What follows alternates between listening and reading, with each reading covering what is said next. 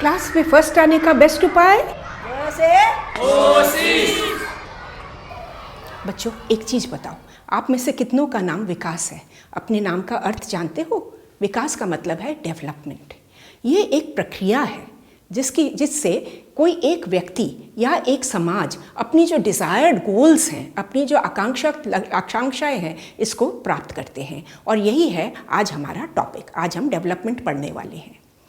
क्या आपके मन में एक सवाल आ रहा है? आपके मन में कुछ आकांक्षाएं हैं, मेरे मन में कुछ आकांक्षाएं हैं। कभी ऐसा हो सकता है कि ये दोनों आकांक्षाओं का संघर्ष हो जाए? बिल्कुल हो सकता है। आप इनको देखिए, ये जो है बिल्कुल न्यूनतम तरह से जी रहे हैं। इनकी आकांक्षाएं क्या है? रोटी, कपड़ा, मकान।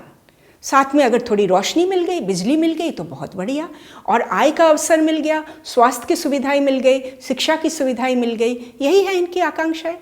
पर एक देश के लेवल पे चले जाओ या एक प्रदेश के लेवल पे चले जाओ, उसकी आकांक्षाएं बहुत बड़ी होती हैं। जैसे एक प्रदेश कहता है हम यहाँ एक डैम बनाएंगे।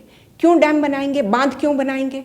क्योंकि इससे जो पनबिजली उत्पन्न होगी ये हम गांव-गांव में पहुंचाएंगे, घर-घर में पहुंचाएंगे, हर कारखाने में हमारी ये बिजली पहुंचेगी। यही नहीं, हम किसानों के खेतों में भी नहर से पानी ले जाएंगे। तो इतनी बड़ी-बड़ी जो आकांक्षाएं हैं ये देश के लेवल पे हैं। पर अब ये जब ये डैम बनाएंगे, एक बांध बनाएंगे, तब वो जो गरीब आदमी था जिस सिर्फ रोटी, कपड़ा, मकान मांग रहा था, उसकी आकांक्षा के साथ क्लैश हो जाएगा। क्योंकि डैम के लिए उनको भूमि अधिग्रहण करनी है, जमीन लेनी है, क्योंकि ये जमीन डैम के अंदर चली जाएगी। उससे कहा जाएगा तुम अपना घर छोड़ दो, तुम कहीं और चले जाओ, तुम कहीं और बस जाओ। तो इससे दोनों की आकांक्षाओं का कॉन्फ्लिक्ट हो जाता है। कभी कभी ऐसा भी होता है कि एक बहुत बड़ा उद्योग तो बन गया, बहुत लोगों को आय का अवसर भी मिला, पर उससे पर्यावरण को बहुत ज़्यादा फर्क पड़ा। इतनी सारी दूषित वायु हो गई, पोल्यूशन इतना हो गया कि लोगों के सेहत पर फर्क आने लगा। इसलिए आज की तारीख में बहुत ज़रूरी है कि हम समपोषणीय विकास करें, सस्टेनेबल डेवलपमेंट। चलो इसको समझते हैं। हमें जीने के लिए जो प्राकृतिक संसाधन है ये सब परिमित है, ये कोई अनएंडिंग नहीं है। तो अगर हम इनका खूब सारा इस्तेमाल करते रहेंगे, कभी ना कभी तो ये ख़त्म ही हो जाएंगी। इसलिए ज़रूरी है कि हम इनको संरक्षण करके, बुद्धि लगाकर, सोच विचार कर हम इसका इस्तेमाल करें अपने विकास के लिए। यही है समपोषणीय विकास। एक देश क्या चाहता है विकास के लिए? वो चाहता है कि मेरे लोगों के पास आय हो, वो सम्मान के साथ जिए, वो सुरक्षा मिले उनको, और वो स्वतंत्र हो। यही चार चीज़ चाहते हैं। तो इनका जब विवेकपूर्ण मिश्रण हम करते हैं ना, तो उसको वही होता है सच्चा सुंदर विकास। आय की तुलना में देशों की कैसे विकास है, विकसित देश है या विकासशील देश है, ये भी तुलना की जाती है। तो इसके लिए अर्थविदों ने एक आंकड़ा लगाया है। तो इस आय के लिए हम जो टर्म यूज़ करेंगे वो है पर कैपिटा इनकम, यानी कि प्रति व्यक्ति आय। एक देश का जितना प्रोडक्शन होता है, जितनी आय देश भर की होती है, डिवाइडेड बाय उस देश की जनता कितनी है, वही है हमारी प्रति व्यक्ति आय। तो विश्व स्तर पे जो आंकड़े हैं वो ऐसा है कि किसी देश का हर व्यक्ति अगर हर साल $12,056 इनकम करता है तो वो देश विकसित देश की तरफ माना जाता है। और अगर प्रति व्यक्ति का इनकम पर साल $955 से कम है तो वो अभी भी पिछड़ा देश माना जाता है। भारत का इनकम है $1820 प्रति व्यक्ति आय पर साल। तो ये भारत निम्न में नहीं है, हम मध्य स्तर में हैं। तो ये तो रहा आय के आधार से। पर आप सोच रहे होंगे केवल आय से ही क्या देश का पोजीशन बताया जाता है, वो विकसित है या नहीं? नहीं। यूनाइटेड नेशंस हर साल एक रिपोर्ट निकालती है जिसको हम कहते हैं ह्यूमन डेवलपमेंट इंडेक्स। इस रिपोर्ट में कई सारे पैरामीटर्स पर देशों को समझा जाता है। चलो मैं एक एग्जाम्पल से आपको समझाती हूँ। पहले हम इंडिया के अंदर 2 स्टेट्स ले लेते हैं, हरियाणा और केरल। चलो इसको देखो। केवल आय के हिसाब से अगर आप देखोगे तो देखो हरियाणा केरल से कहीं आगे बढ़ा हुआ है। पर और चीज़ें हैं। नंबर 2 चीज़ है शिशु मृत्यु दर, यानी कि 1000 जीवित जन्म में कितने बच्चे ख़त्म हो जाते हैं।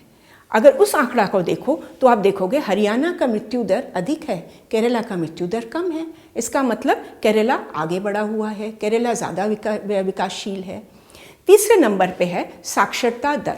कि हमारी जो पॉपुलेशन है इसमें कितने लोग पढ़ लेते हैं, लिख लेते हैं और सहज गणित कर लेते हैं। ये हैं साक्षर लोग। तो साक्षरता दर अगर देखो, यहाँ भी केरला का परफॉर्मेंस बेटर है। तो ओवरऑल अगर आप लो तो आप देखोगे कि केरला आगे है, हरियाणा उतना आगे नहीं है। अब हम आगे बढ़कर साउथ एशिया स्तर पे देखते हैं। साउथ एशिया में भारत है और भारत के चारों तरफ अगर आप देखो, श्रीलंका, म्यांमार, बांग्लादेश, भूटान, नेपाल, पाकिस्तान, ये सारे भारत के सब लेकर साउथ एशिया बनता है।